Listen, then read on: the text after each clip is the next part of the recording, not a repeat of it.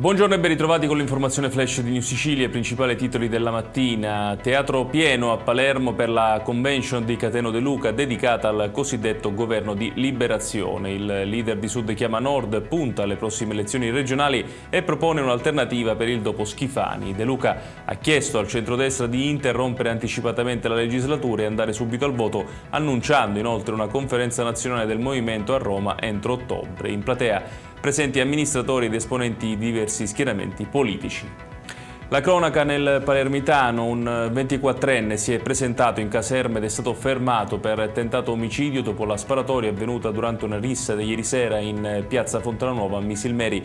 Un giovane di 26 anni è stato ferito alla mandibola e ricoverato al Buccheri La Ferla, non sarebbe in pericolo di vita. Acquisite intanto dagli inquirenti le immagini di videosorveglianza delle telecamere.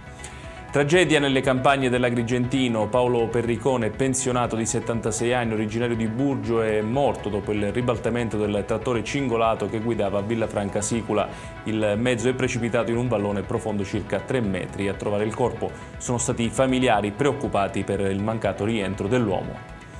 Droga e armi a Licata, 10 perquisizioni sono state eseguite dalla polizia nell'ambito di un'inchiesta avviata dopo una rissa avvenuta a Capodanno. Sequestrati 1,650 kg di marijuana e hashish, oltre ai telefoni degli indagati. Una persona è stata arrestata in flagranza per detenzione di droga ai fini di spaccio. E chiudiamo con l'anniversario della strage di Via D'Amelio. L'ex sindaco di Palermo, Leoluca Orlando, ha accusato la Commissione parlamentare antimafia di offrire una lettura riduttiva delle stragi del 1992, immediata la replica del senatore di Fratelli d'Italia Raul Russo, che ha difeso il lavoro della Commissione e respinto le critiche.